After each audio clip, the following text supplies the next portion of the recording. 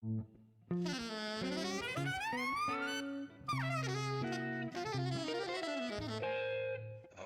Jazz.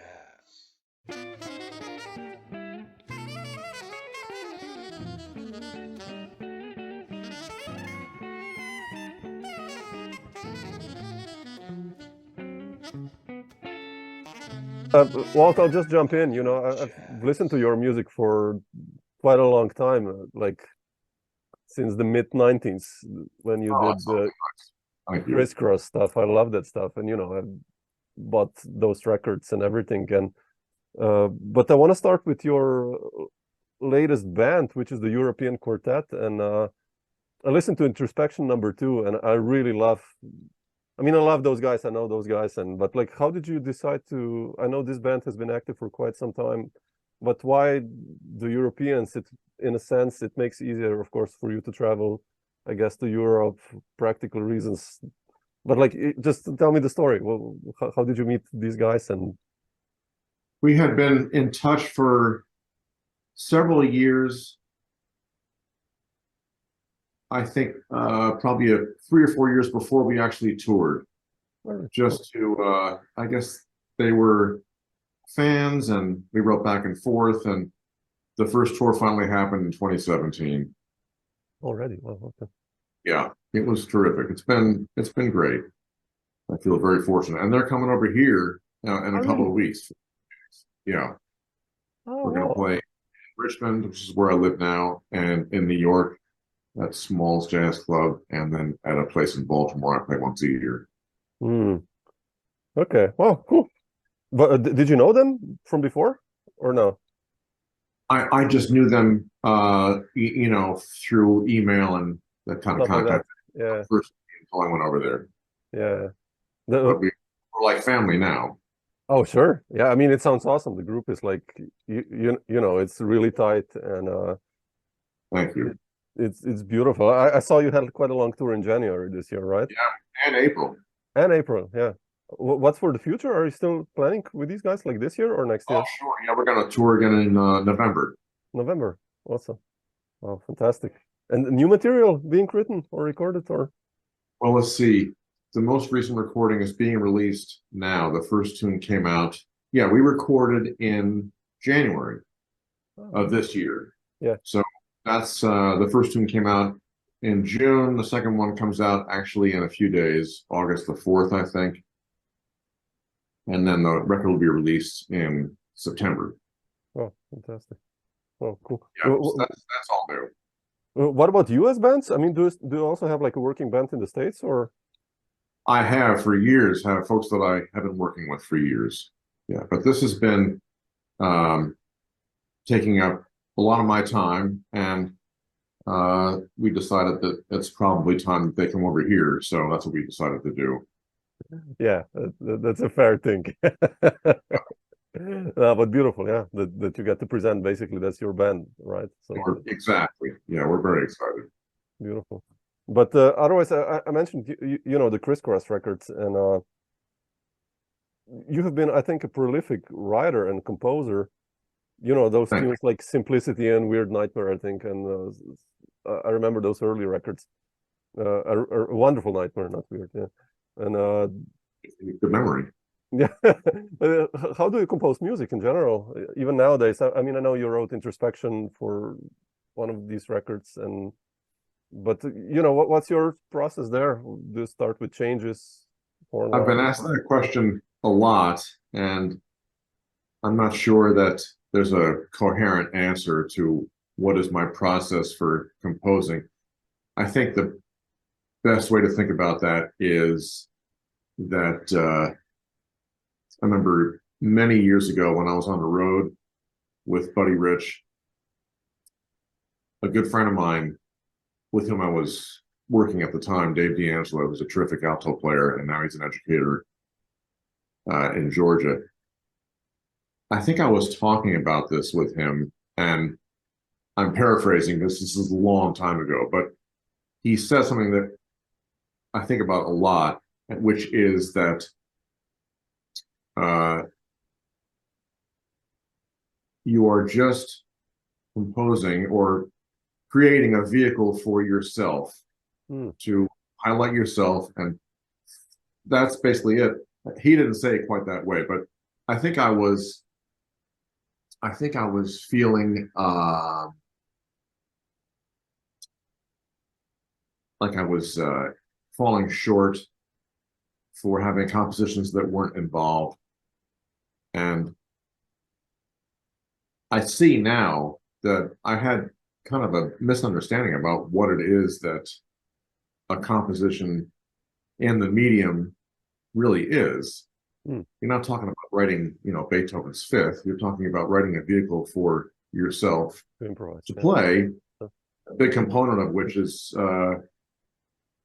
your interpretation of the melody and in your style of improvisation. So that was very liberating to me. And ever since then, I have actually recommended that people who ask me that question consider that and don't worry so much about anything except that. The form in jazz and pop music is generally a simple form. A lot of time it's just a blues or some variation of a blues, or song form that's also simple, might have some variations, but yeah. It's to set up the kind of the feel and the vibe, and obviously the improvisation. So it really, I think it's good to have, actually another good friend of mine, Joe Locke, had a terrific record titled The Four Walls of Freedom. Yeah, sure. I love that one. It took me a minute to figure that out, but you have to have parameters in place before you can create. Otherwise, it's paralyzing. Mm-hmm. So another example I've often talked about is if I say to you, go ahead and create something. What are you going to create? Is it going to be art? Is it going to be dance? Is it going to be a story, a novel? Is it going to be music? Is it going to be sculpture? You have to have some limitations, parameters. Yeah. So I think that if you can determine what those are, it makes life a lot easier. So oftentimes for me, it's basically just about, I need a medium tempo tune. I need something that's a little bit of a different feel to mix it up. I need a ballad, which is completely and totally practical and necessary. Yeah. I think in those terms. No, I completely agree with you. I mean, I'm the same. When I compose for an album, it's like, shit, I have 3 ballads. That's enough of that, Let's do something open, an up-tempo, whatever. Yeah. Yes. Does it come easy for you then to write a tune? I mean, just to come up with changes in melody, or? Certainly not. Yes.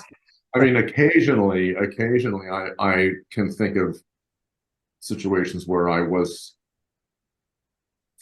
flowing or inspired.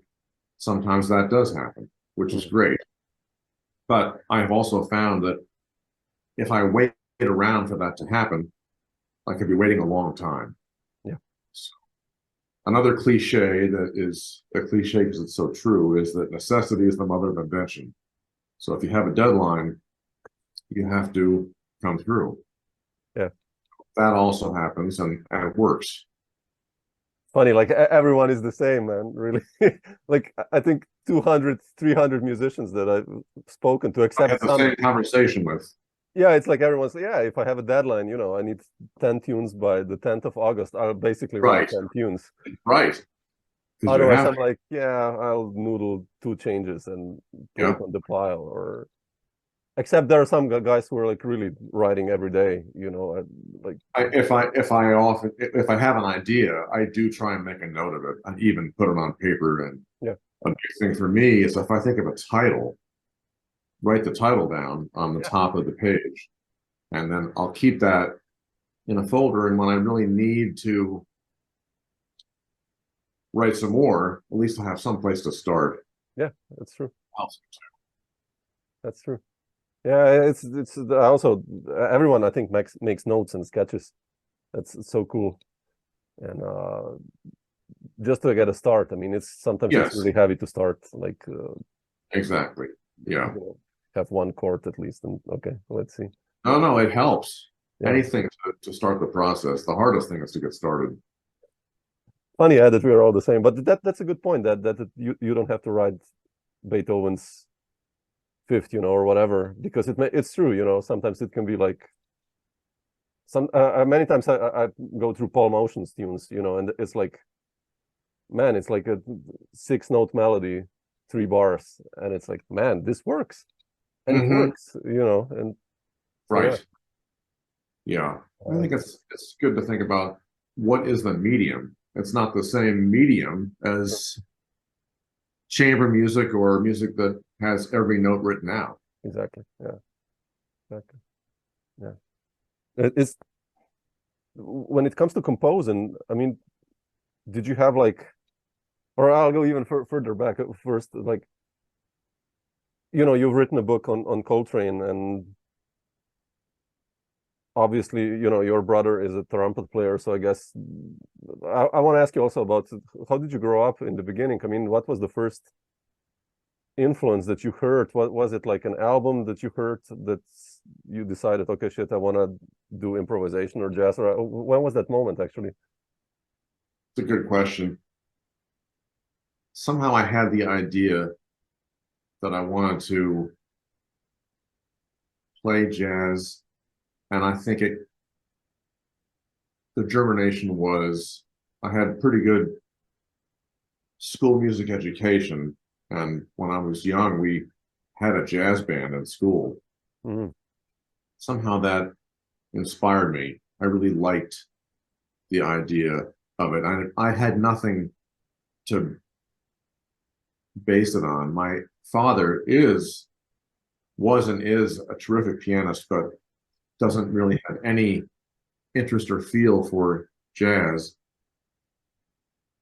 So it wasn't that, although of course I did hear a lot of great piano music growing up because he was very good, I think that somehow the idea of the interpretation of current pop tunes in the setting of a jazz band with lots of horns was, for me, it was just the best. It was my sport. Yeah, sure. So I didn't really have any, I had a lot of good teachers. I had a teacher who suggested that I check out Charlie Parker. So that was obviously pretty important. But nobody had thought or had it in mind to suggest that until this teacher of mine. So that was definitely a watershed moment, because I did go out and get Bird with Strings. And at a pretty young age, I started to transcribe the solos, even though I really didn't understand what I was transcribing, but if I played it over and over again, I could figure out what notes were being played. So that was pretty important too. And I would just go to the record store and look in the jazz section and pick out stuff. And I really didn't understand what it was that I was buying until I began to listen. Yeah. But one of the first records I ended up with was Miles Davis' My Funny Valentine. Yeah. And I only bought it because I thought that every record in the bin was a big band record. So when I got the record, I was kind of confused that it wasn't a big band. It had never dawned on me, or had never been introduced to me, that jazz could be in a different configuration. I just didn't have that background. I was a white kid in the suburbs, and nobody ever told me that. So it was a big revelation to me, and I really had no understanding of what it was that I was hearing. I just knew that I really loved it. Yeah. And I listened to it again and again and again. And it wasn't until years later that I understood that to tie all this in, those tunes are all very simple forms. Yeah. But what is done based on those simple forms is completely different story. So that was very important for me. that record was and is. Yeah, I'm sure it is for every it's an amazing record. musician that's come after in our idiom. Yeah. What about Sonny? I mean, like, or Coltrane and tenor I playing? discovered Coltrane kind of just at the store. I remember I bought, in those days, of course, there were LPs, and I bought a 2-record set, which I later understood was a couple tunes from each of the Atlantic sessions. Oh yeah, okay. But that was huge influence for me. And I discovered Sonny Rollins after, I think, through the Tenor Madness. Mm-hmm. So I didn't really listen to Sonny Rollins until I was in college, I think, maybe right before college.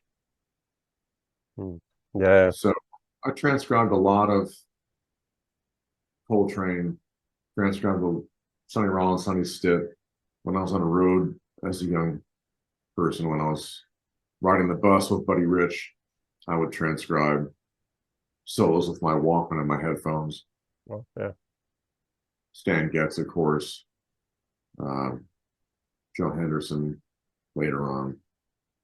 So probably most musicians go through a period like that where they're yeah transcription. Yeah. But you mentioned Buddy Rich. How did you get that gig? Was it when you were in New York, or did you? It was after I had moved to New York. How did you decide, first of all, to move to New York? I mean, what was the impetus, like the main? Well, I lived in outside Syracuse, New York, which is about 6 hours away. And I went to school in Rochester at the Eastman School of Music. And I think that was kind of a consensus at that time that if you really wanted to give it a shot, you had to move to a big city like New York or LA. And at that time, it was pretty clear because I didn't really see New York. To me was tangible because I had been there, I had relatives who lived in and around New York. So it seemed doable to me. Whereas moving to LA just wasn't something that I really considered. I think I understood that the consensus was that if you wanted to play jazz, that New York was the place to be, and LA was more kind of like a commercial music mecca. So it just it was the path of least resistance. Not that it was easy, but I had support. I had relatives who lived there. Who were the first people you connected with, actually, in New York? And how was those first weeks? I mean, do you remember, like, when you came? Sure I do. Absolutely. Yeah, I remember going to jam sessions and making friends and acquaintances. And that was the job, I remember I would drive back. I had a roommate, terrific drummer, who I'm still in touch with, who's in San Diego now. Bob Weller is a great drummer and pianist. And we would drive back over the Manhattan Bridge. We lived in downtown Brooklyn at that time. And I would look at the Williamsburg clock, and the later it was in the morning, the better I felt, the more I felt like I had done my job, that I had stayed out and I had made the scene and played, and not making any money, of course, but that fortunately came later. Not that it was easy, but I just dove in. I would play with anybody. Even when I was on the road with Buddy Rich, we went all over the place, and I would just take my horn on nights off whenever I could and find whomever and just say, I'd love to play if you'd like to have me. And a lot of times people would. Yeah. So I had a lot of experience. Even in my hometown, there was believe it or not, a jazz club in Syracuse, New York, which I would go to religiously and play several times a week before I was 20. That's right, yeah. What was it? I mean, before we touch Buddy Rich, was it hard for you to integrate into the scene, like, through the years? I mean, because if I think about the beginning of the 80s, there's like Michael Brecker, there's Bob Berg, there's Joe Lovano, all the new shots. There's of course the older guys as well. There, Bob Mincer. You know, like the generation. Well, those guys were kind of a generation, professionally speaking. Yeah. Ahead of me, like yeah, exactly. 10 years older, that kind of time frame. So I think one thing for me that was maybe a blessing and a curse is that I was very young and very inexperienced. I didn't even move to New York with a tenor. I didn't buy a tenor until I got the job with Buddy Rich, or I had an idea that it might come my way. I'll put it that way. So I moved to New York with my alto, and that's at the time what I wanted to do is play the alto. It took me a long time before I became a tenor player. Wow. So it was, I think, in a sense, I was very young, very immature, but I was okay with kind of taking my licks. At that time, I would call anybody up and make a connection. And I just was able to kind of get past my natural kind of introverted nature, push past that, and get out to the extent that I could and play with people. Yeah. And it was through that I realized how much I had to work and how far behind I was. But I was able to spend a lot of time practicing. Yeah. And between that and gaining experience little by little, rehearsal bands and jam sessions, I began to get better. But I certainly wasn't a person who came to New York as a formed person at all. I had an education, which was good. So I had some skills, and I had enough of an education to be able to teach myself and create a practice routine for myself. Yeah, that's important. Interesting. Yeah. No, it's especially like I think this early 80s must have been like amazing. Even like mid 70s, probably even more, like when the loft scene was still intact, you know, and like what Liebman told me and all these guys, like when I listened to those stories, I was like, man, what? You know, like who was lined in those rooms up waiting to play, and like that's scary, man. That's I did see a bit of that whole loft scene, but as you say, I was probably a little bit after the heyday of that. But I did know people who had places to play, and we would play in some cases for hours, and then go get dinner, and then go get cheesecake at Junior's in Brooklyn before it burned down and was rebuilt. So we had a lot of great times. Yeah, I can imagine. Beautiful. Learned a lot, amazing amount. I can imagine. Kind of thing you really only learn by immersing yourself in that world with people who were like you, who were determined and want to learn how to play. I would go to anybody's house to play. People would call me up at 10 in the morning, and I'd be there by 10:30. Beautiful. Yeah. So I guess that's pretty much how I learned. I really don't consider that in our business you stop learning. I still feel like I'm learning. That's probably why people are so captivated by what we do, because it's never over. Yeah. Yeah, that's the fun of it, right? Yeah. It would be really boring if it's like, okay, right, it's the end of the game. That's okay. Now right. You're done. Right. Yeah. You can always throw yourself in one situation when you're like, oh shit, I don't know what to do. Or, exactly.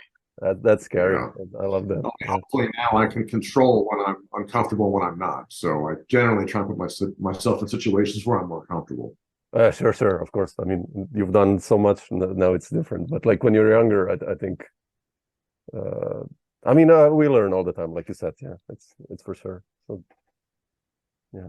But Walt, I wanted to ask you about Buddy Rich. Like, how did you get that gig? Actually, since you were in a way not still on the scene, but you were, or I kind of was. By that time I kind of was though, because I had been in New York for a while, and Ralph Lama, who was in that chair before I was the one who recommended me. So we had friends in common. By the time I got that job, I was somebody that people knew enough to take a chance on. But that's why I bought a tenor, because I wanted to be ready if that came my way. Yeah. How was it touring, like with Buddy? I mean, that band must have played like what, 100 gigs a year or something like that, or more than that. Oh yeah, we were on the road probably 40 weeks a year. Oh man, like the States or Europe as well, or like everywhere? Mostly the States, but when I was on the band for almost 2 years. We went to Japan for 5 weeks. Wow. We went to the UK for 5 weeks. So as I recall, those are the main international tours that I was a part of. Yeah. Wow. That was great. That was, for me, maybe the beginning of my real education and understanding how far behind I really was. But I guess in a way that's good, because it was presented to you in a way that you understood how much you had to catch up. It might be just too intimidating. So yeah, I probably didn't understand how unformed I was, even after I finished with Buddy. I decided that at a certain point I needed to stay in New York and practice and stay in one place. Yeah. I made that choice at the time. I was invited to join other bands on the road, but I just decided that I should try and stay in one place and be able to sustain myself in New York, which was not easy. Oh. Hindsight, maybe I should have. I was invited to join Woody Herman's band. Really? Oh, wow. I don't know. It's hard to know. At the time, I was getting married for the first time, so I think I just decided that I should stay. But everything has a way of working out. Oh man, yeah, everything has a reason, right? Also, like, in a sense. I mean, when did you decide to, like, when you were in New York, like mid-80s, did you already start leading your own bands? No. Or when did that? I mean, I know that band with Joel and Jay Anderson, right? And Jeff Hirshfield, like. That's right. That's right. You have a good memory. So that was the first kind of organized quartet. But that was like late. I think it was, it was actually my brother. It was the one who suggested that I start to write more. My brother was always a great composer. Yeah. And I think at the time I kind of pushed back and said that I really needed to practice playing standards, and he encouraged me to start to write for myself and for a specific situation, which I did. Yeah. And I realized, of course, that was pretty much the whole ballgame, to create a repertoire for yourself. Yeah. So that was the first organized band I had, and I recorded with that quartet twice, in 1989 and 1990, I think. Yeah. Like, but I really didn't have a confidence. Pardon? No, go ahead. Sorry. I was going to say, I really didn't have I remember being invited to lead rhythm sections in maybe other parts of the country or other parts of the city. And I just didn't have the confidence to do it. I wanted to have my musicians. It took me a long time to understand that you can't always do that. And historically, that's just not necessarily something you can count on. That's a luxury. Yeah. So I probably was just not, I wasn't secure enough, and I wasn't skilled enough to stand up and lead a band of people that I hadn't rehearsed with. So that's something I learned how to do over the years. Sure. Yeah. Did you, when you look at yourself as a band leader, from when you started and now, how do you see the progress actually and what you've learned through the years? I mean, in the beginning it must have been really heavy, right? That's another very good question. I remember Jay Anderson saying to me in reference to how to end a tune, you have to show us where you want to end the tune, which to me seemed, I mean, it seems obvious. It is obvious, but I just didn't have that experience, and he was older, more experienced.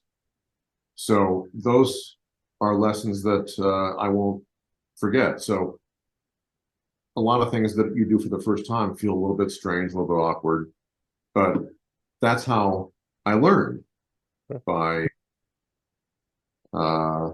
accepting information and critique from people you play with, and just learning from people that you observe. Sure. So I feel that I've become a much more competent band leader, but it's because of all the experience that I've had and mistakes that I've made along the way. Sure. Yeah. Yeah, it's good that you get to play also with the players you did. I mean, I want to ask you about some of these records that you made, but starting, I mentioned before Simplicity, right? And which was a crisscross record, and obviously crisscross in that time was becoming quite a big thing for, I think, especially horn players from New York. And how did that connection with Jerry Deakins actually happen? And you know, you have like a band there with Peter Washington and Billy Drummond, and it's like Conrad, Herwig, and other guys. What, like, how did that story with that record begin, actually?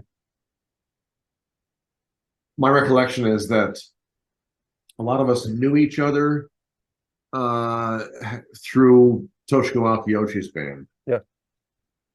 And Brian Lynch was the first person who recorded for Crisscross of our people that I knew. And I think he recommended me, and eventually I was able to convince Jerry Deakins to take a chance. But at that time, by the time I did make that record, I realized that the material and the writing was the most important component of showing him, and probably a lot of producers, that you were ready to do what you wanted to do. Because if you showed up playing as great as you play, or maybe as great as you think you play, but you had no material, it doesn't really matter. So at that point, I had kind of had the mindset that I understood now, my brother had told me, which was that, and others too, I mentioned Dave D'Angelo, these are all things that it might be one thing and 50 things that happened along the course of 6 months or a year that sticks with you. I realized that that's kind of the whole ballgame, is that I am pretty good at that. I'm pretty good at being organized. I can write for myself, and I kind of know what I want to present. Mm-hmm. So I thought that everyone did that. But when I brought that project to Jerry Deakins, he was so excited that I realized, boy, this can work. This is, for me, this seems clear and obvious, is that you got to have legible written parts. Don't go into the session without being prepared and organized. So that's kind of been my template ever since.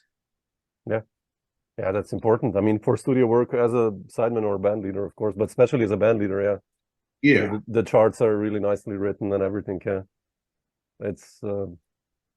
But those crisscross projects, those were not bands, right? They were basically. They were for the records. Bands, but you had to. We always had rehearsal. Yeah. Okay. but you're right in that I think I think most of the records that I did with Crisscross, the personnel was determined, and then I wrote for that personnel, and there was okay. a rehearsal or maybe more, and then you went and made the record. Okay. So it wasn't as if I had the luxury of, as I do now, to play whatever music is being played several times and then go and make the record. Sure. That's the ideal. Yeah. Yeah, but that's how a lot of jazz records were made. Yeah. I mean, Jerry's whole model was on the Blue Note model, which is worked pretty well for them, and I guess it worked well enough for Crisscross because it's a huge catalog of it's amazing. mostly very good music. Especially in the 90s. I mean, you know, I've spoken to so many guys, you know, like yourself, who started their careers basically through Crisscross in the early 90s. And it's, you know, I think it's such a good representation of what the scene in New York especially was in the 90s. Maybe still up into the 2000s, of course, but like especially I think the 90s and Crisscross, this is amazing. It's a reflection on the genius of Jerry Teakins. Yeah. He kind of saw what he wanted to do, and he went about it in a very practical way. Yeah. So it's really, in a way, it's fascinating to look back on it. Yeah, it's 30 years ago, right? If you think about it, it's quite a long time. It's like in 85 talking about Elvis. Like, yeah. Speaking of Crisscross, like, how did Man of Many Colors also, you know, with Brad and Patitucci and Clarence Penn? I mean, that record, that's a killing record because already of the band and the music, of course, that you wrote. But like, how did the story behind? Is there like a story behind that record, or was the same as? There is. That record happened because Jerry Teakins arranged for me to come to the North Sea Festival and lead a band. But the deal was that I had to make up the band of players who were going to be there with other bands. So I knew Brad. I had a history with Brad. And when I realized he was going to be there, I contacted him and James Genus, who was there with, I think it was maybe, I forget, another band. I can't remember now. So long ago, and Rick Hollander, who I'd been working with his band over there. So he came from Munich, and that was the quartet. And Jerry was very excited by the combination, well, mostly with Brad. I mean, the whole sounds beautiful. You sounded beautiful. But he wanted to have me lead a session with Brad. So we worked it out, and I can't remember. He probably suggested Clarence Penn, and I can't remember if he suggested John Patitucci, but I knew John a little bit through my brother. So it was one of those things where at that time, those guys weren't doing all that much, and they were around and available and willing to do it. So it worked out. Yeah. I feel very, very lucky to have made that record. Oh man, it's a beautiful one. Most of the records I've made, people are too busy now to do that kind of thing. But I feel the same way about the record I did with Larry Goldings and Peter Bernstein. Oh man, this is a beautiful one. Yeah, World Away. Yeah, I love that one. But at that time, they were around New York, and they were kind of up for anything and available. You couldn't put that band together now. Yeah. At any rate, I certainly have had a lot of great opportunities. Yeah. But I love the record with Larry and Peter because, you know, they were already together for 5 years as a trio. So you can really feel that energy of them, and you just of course sliding in there. It's beautiful. I just slid right in, and that was exactly the plan. Yeah. So I remember that at that time, I mailed each one of them a folder of music. Oh, and actually, I went to Peter's and we got together once and rehearsed, just the two of us. Mm-hmm. But I remember clearly when we got to rehearsal and Larry Goldings tore open the envelope, and I realized that he hadn't looked at anything. And he is such an amazing musician. He just basically tore everything to shreds, figuratively. And had a ball. It was great. Yeah, it's a really, really nice record too. But I know this with the envelope. I love that. I did that also, like for a tour in Europe, sent the guys, envelopes to New York, and then they come to Europe and the envelope is still intact. I was like, oh, okay. But doesn't matter because Tom Rainey or Drew Grass or those guys, they nailed it like within the first second. I was like, okay, we're there. Like, but it's so funny that you mentioned that. It's quite cool. But Walt, I wanted to ask you, like 2002, when Man of Many Colors came out, that's kind of where you hooked up also with Steely Dan, right? And I think that's Everything Must Go, that solo on that tune, the title track. I'm a huge Steely Dan fan, by the way. So, and that solo is just mind-blowing. Like, how did the connection with Donald and Walter begin, and playing with that band and with them, and especially recording, I mean, that album, I guess. You mean Everything Must Go? Yeah. Oh, I'm pretty sure that Chris Potter is the one who recommended me. I've never actually spoken to him about that, but he was their saxophone player before me. Yeah. And he got very busy, and I was contacted to record some work with them on that record, but just in a section. So I guess they were interested in meeting me, and they asked me some questions, and the Everything Must Go session happened a few months later. And at that time, I was in 2002, there was no mention of any touring or any gigs. That happened the following year. So yeah, it's incredible. We're getting ready to go on the road this fall in a month or so. Oh, wow. It'll be 20-year anniversary touring with them. Man. Yeah. How was it, like the first gig that you played with them? I mean, I just remember we had a lot of rehearsal.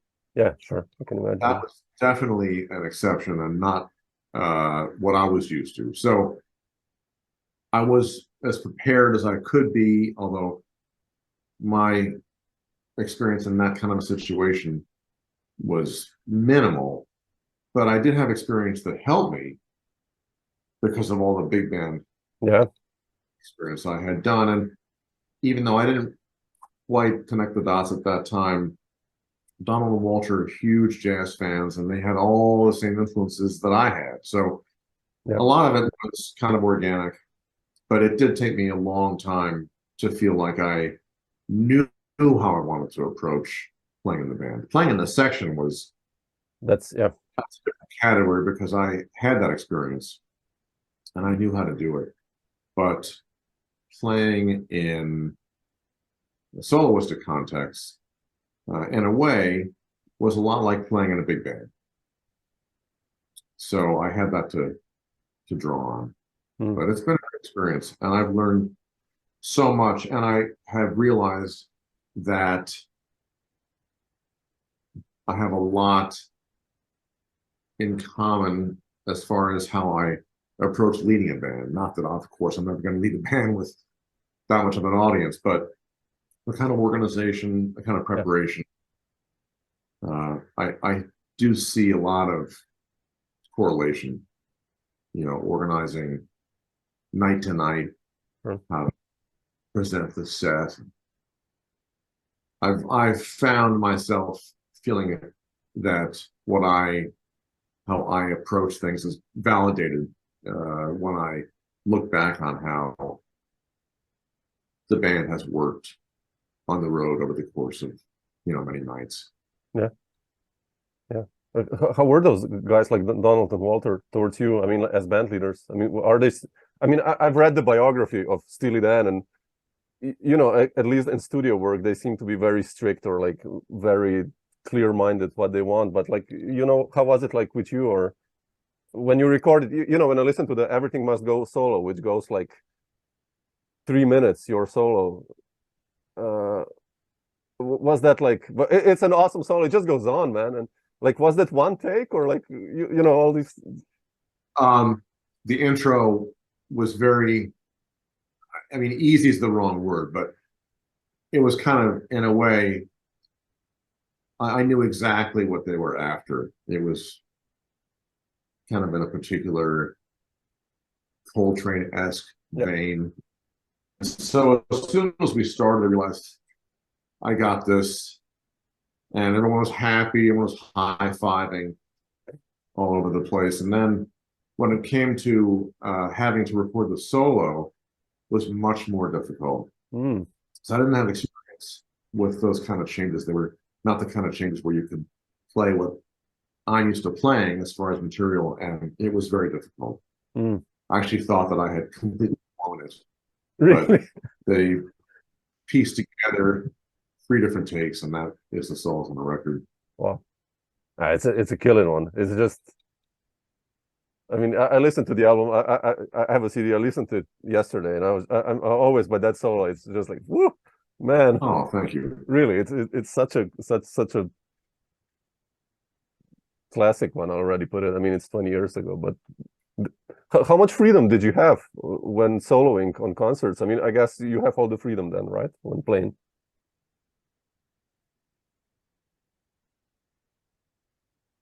I'm sorry I didn't get that, Samo. Oh, sorry. When you're touring with Steely Dan and when you have like a solo,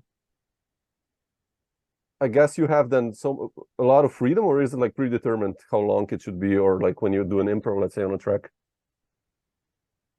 Oh, the actual solos? Yeah, like live. Or is it like in jazz context that like it goes on like how many forms? Or did you guys discuss like, okay, we do like this and this long? It's always the same. Oh, okay. It's always scripted. Oh, okay. It's the nature of a show in that there's really not a lot of room for much maneuvering because there's a lot of other elements. The big venues, there's lights going on, and I've learned that you can't expect to play a whole lot of notes and have it heard because the spaces are just too big. Oh, sure. Yeah, exactly. Those notes to be heard.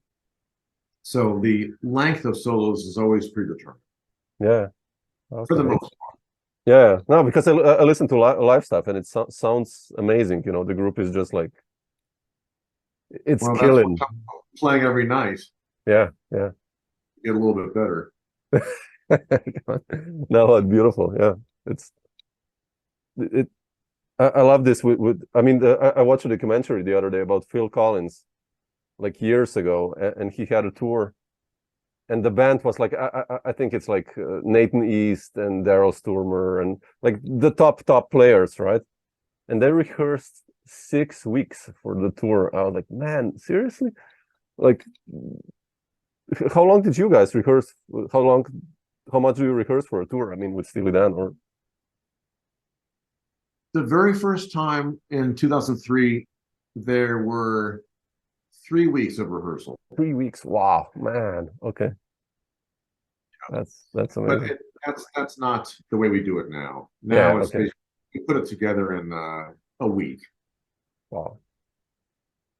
And the first several days are rhythm section. Wow. Yeah, they're quite particular. Yeah, I mean, don't forget. The horns and vocalists come in on the second half of the rehearsal period. Oh, that's so interesting because in jazz, like you said, you turn up in Zurich and you play with bass player and drummer there, and it has to work somehow. I mean, most usually it does. It Yeah, cannot. well, also. that's part of what we do, as you know. Is Yeah. you know, that's your job, is to work and blend with other people. Yeah, definitely. Beautiful, man. Well, not to take too much of your time. You mentioned Steely Dan already, and a new album coming out with the European Quartet. But what's on the schedule for you for the upcoming months and weeks, or next year already, if you have plans? As far as I can see into the future, the Steely Dan tour, warming up for the Eagles, is going to take place September, October, November. Then I'm going to Europe with my band. And in January, I believe there'll be some more work with Steely Dan. And then I'm going to Europe again with my guys in late February. Oh, beautiful. So that's kind of as far as I can see into the future at this point. That's busy. Cool. I hope to catch you in Europe. With Steely Dan, you're not coming to Europe, right? We haven't done that in a long time. If I had to guess, I would guess that's probably not going to happen any too soon, but I don't know. We did tour Europe in 2007 and 8, or 8 and 9. Yeah, I would love to catch that band. Yeah, hopefully you'll make it. Yeah, beautiful. Thanks so much for having me. Man, cool. Thanks for sharing some of this stuff. You know, it's, I have you on so many records, and now it kind of sums it up also for me also. It's so beautiful. I appreciate that, Samo. We'll stay in touch. Yeah. Thank you so much. Yeah. When you're in Europe, if you're close to me, I'll definitely drop you a line and we'll have a beer together. Absolutely. All right. Cool. Thanks, man. See you soon. See you. Bye. Ciao.